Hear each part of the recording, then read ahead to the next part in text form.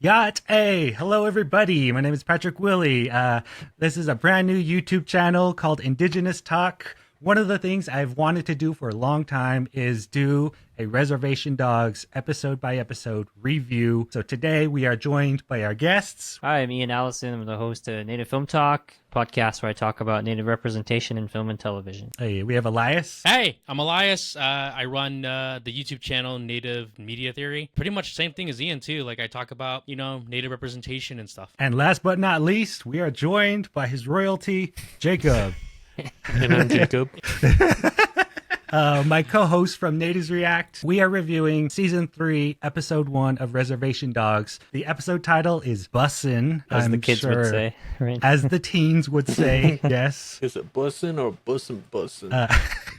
This episode is directed by Danny Goulet and written by Sterling Harjo and Dallas Goldtooth. All right, here we go. Episode begins, and we are given Spirit right away. Spirit's just dropping knowledge, and he also has kind of, I don't know, that mystical appearance to him. My mind went straight to thinking about, like, Aladdin, Genie. He's just given the, I don't know, the narrator perspective. I never thought of it. Never like, never had a friend like me. I didn't even think of that. Yeah. I never. Dang. Spirit gives the recap, end of season 2. So this is where our main cast was last at. He's like, let's just hop straight into it. But one of the pivotal scenes we see Bear trying to go visit his dad, but we see right away that his dad isn't even there. And the other shocker is we see two kids, which likely would be his half-brothers. His half-siblings. And it kind of just makes him feel a little more disconnected. Part of me was really happy to see this because I was like, okay, we're not dropping the father storyline. We're not just forgetting about it. We get to this next scene. Is Teeny? That's her name? Yeah, Teeny. Teeny. Teeny's in the car ride. She's in the Uber, and she's also feeling very sick because of the driver driving crazy. Or is she pregnant? Is that too much of a reach? No. That didn't even cross my mind. Yeah, I didn't even think about Or am I the one coming up with conspiracy theories? You could be, because Yeah, I seriously just saw that the dude was just going way too fast and all over the place. Yeah, I can tell, like, the way he's driving. She shows up, and then we immediately get our crew hanging out with White Jesus. Homeless white Jesus. Homeless Jesus, yes. He sees Teeny throw up. That's his first comment. This is why we don't do drugs. All looking straight at her. And because me and Jacob have Natives React, my mind couldn't help but go straight to one of these memes right here when you're at the powwow and make eye contact with the MC. And he says, drugs and alcohol are hurting our Indian people. Yo, look at this sick Godzilla King Ghidorah shirt. And is that Mothra? I didn't even see that the first time. That's Cheese destroy all monsters. Cheese has the best wardrobe of the entire show. Just want to drop that. I relate too much to all of those shirts because Cheese is pretty much how I dressed. Dressed or still dressed? Still dressed, yeah.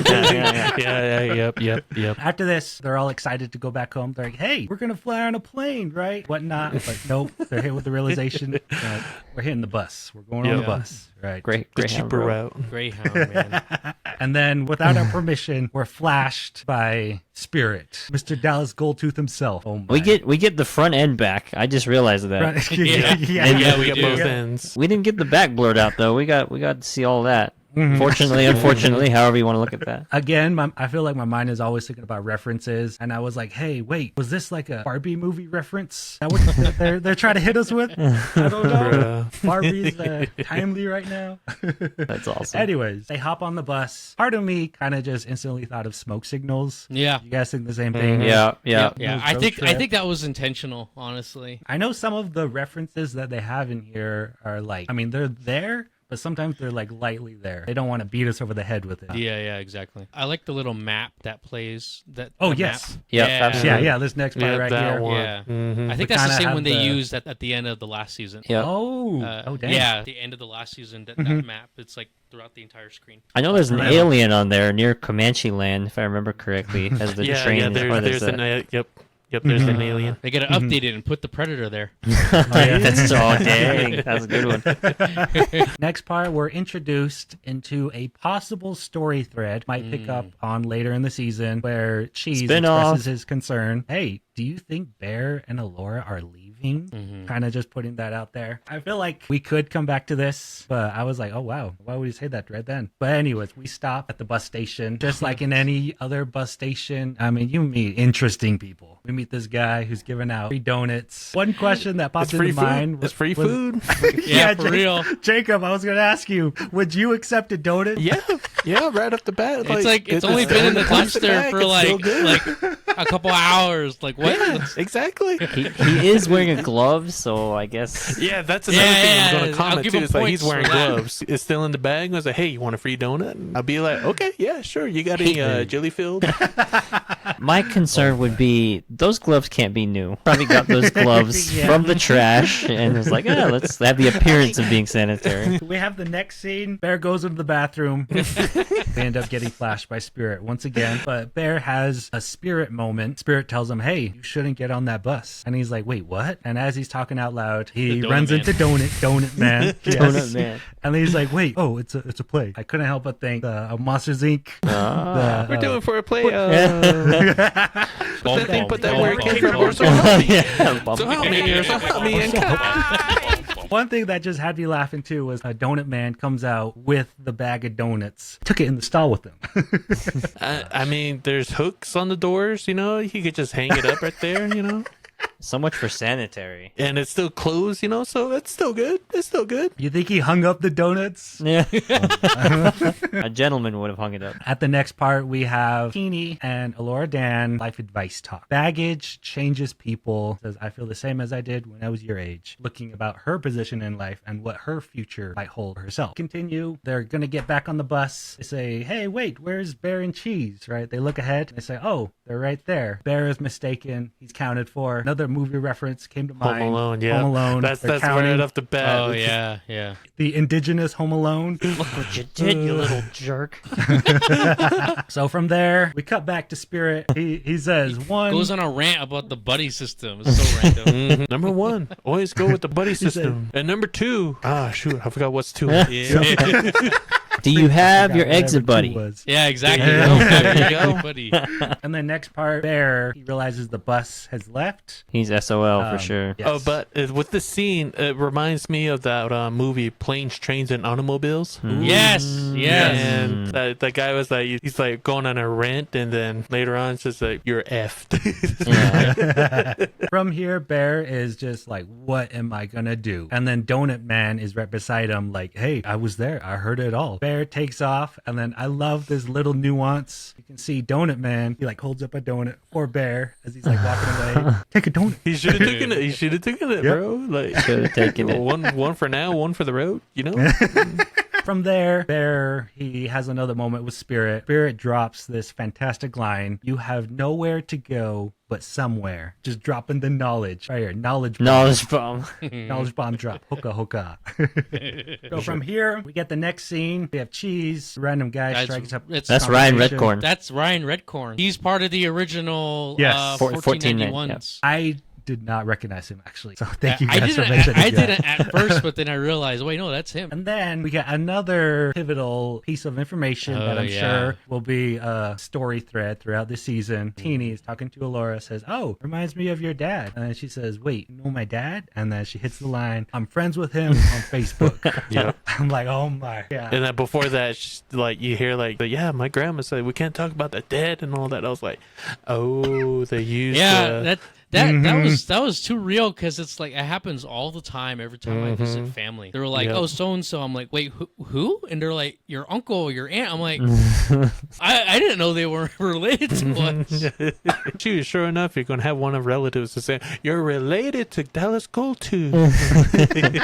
So from here, we next find out she says, oh, my dad's white, but is still kind of shocked that, hey, what do you mean my dad is like out there and you know of him? If y'all don't know, there are so many indigenous memes on Facebook. I know a lot of people write Facebook off, but that's where the memes thrive. Yeah. Yeah. That being said, I wanted to share a quick story. You know, since we're talking about a bus, natives on a bus, I wanted to share this little story that I thought was pretty good. Facebook post says, LMAO, some native guy got on the city bus and stopped in front of me. He tried to shake my hand, asked me my name, and when he got off at his stop, blew me a kiss. It's funny because when he blew me a kiss, it looked like he was giving me directions with his lips.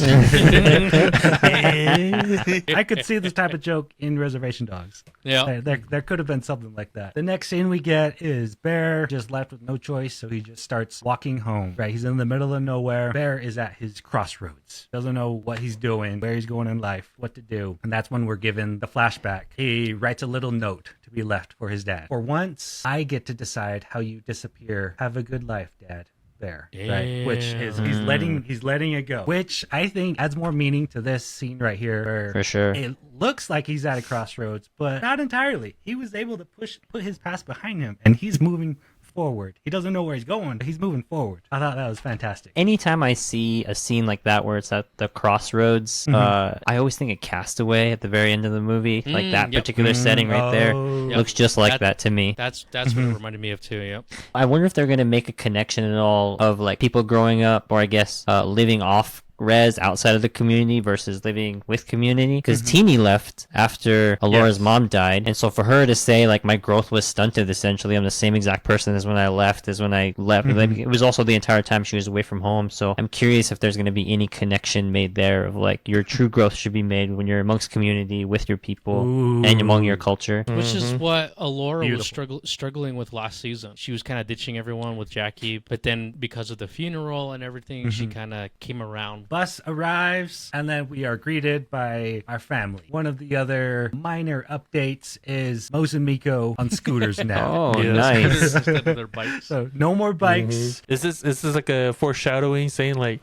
we upgraded, or upgraded. we finally move forward? They reunite, and then this is where we get the realization, wait a second, where is Bear? They notice Bear is gone. I really liked this little comment from Mozambico. Man They down! start laughing. They're all, oh, man down, right? Serious down. situation. Couldn't help me make me think of this right here. The natives can't take stuff serious, LMFAO. There'll be a whole storm tornado outside, and we all joke and talking about, ole, almost blew me to your auntie's house. Exactly. That's how us natives like. That's how we cope with like pain or anything like that. We just make fun of it. Yeah, I remember. And then from here, we're given the final scene. At this point, we're just given a cliffhanger final scene, actually. We are ending with Bear in despair with his hands in his hair. When with the song in the background is just super appropriate. Oh my gosh, yes. Okay, so I'll give my overall opinion first, and then we'll go person by person. Overall, what now? Where are we going? Bear's thinking about what now? Cheese is worried. What if the others leave? Again, I think I'm going to ride my conspiracy theory. What if Teeny is pregnant? It's a good theory. And then also, are dads a theme this season? Elora questioning her dad, Bear walking away from his dad, that relationship. I don't know. Ian, tell me your thoughts. What do you think? Yeah, First I think it was a real strong first episode to set the table for Bear's timeline of what we're going to go through next. I think he's once again going to be the focus. Shout out to Teeny being from Phoenix, for repping us Phoenix natives. But I think introducing Teeny early on is really important, because in the previous seasons we saw her kind of just be this like the prodigal son return kind of character, and I really think that her coming back to the res is going to offer a different dynamic with her sister Bear's mom being there. I'm really excited to see how all that plays out, and I'm curious to see what William Knifeman's character. I'm wondering if he just was more a part of this episode because Dallas co-wrote the episode, or if he's really going to be more prominent in every single episode, and if he's going to make an appearance at all with any other characters. And I'm curious if like Bear is at some point is going to free himself of William Knifeman, and he's going to go and off to coach somebody else. But I love it. I love it. Strong first episode. Elias, what are your thoughts? First episode, season 3. I agree with Ian. This is a very strong episode already. My initial complaints from the first season was that like Bear is set up kind of to be a bit of like the protagonist, and he kind of takes a backseat just a little bit in the second season, but we're already seeing where he's supposed to be. His journey is, I finally kind of taking off a little bit. We got to see everyone else's journeys so far. Yeah. But I feel like this season's going to be more focused on him and Elora, but mostly him again. Now he's going to be forced to actually, I'm going to use a big word here, individuate as a person to kind of go on his own journey. You just made that up, didn't you? I know I was gonna say that. It's like, I just see Jacob look looking at it real confused. All right, I like your thoughts, Elias. I like that word, Elias. Jacob, what are your thoughts? I believe it's going to be like a emotion roller coaster Oh, from here. yeah. Like I agree with what Elias said. It's like growth. I will say too, this is the first time that William Knifehan has broken the fourth wall. Yeah, yeah. that The too. entire that too. all the times it's been just him and Bear. You know, William Knifehan is breaking the fourth wall and talking to us directly. You could argue that like the whole thing has been leading up to this season. I think it was cool to kind of have him talking directly to us. That being said, all of this leading up to, I don't know, this moment, right? It was announced this will be the third and final season of Reservation Dogs. Unfortunately. Right? Tier. There's a lot of a sadness when that story came out. I also saw Dallas Goldtooth, right? He shared this video, but when the ancestors respond, Creator has heard your prayers, young one. I'm like, hey, just reach out to the ancestors. Give us a Reservation Dog season 4, Sacred 4, right? At Yeah, least for end it real. on a How do you? sacred 4. There we go. How are you gonna end on an Sacred odd number? Yeah, one season for each direction. Okay, come on. Are we doing like Avatar right now? Avatar. We'll like have 4 different books. Oh wait, they didn't do Air. Never mind. Damn. Never mind. Yeah. But with that comes to the end of our first episode review. Our goal is to try to go weekly, review each episode. Thank you again, Ian, Elias, Jacob. See you all next time. See you guys.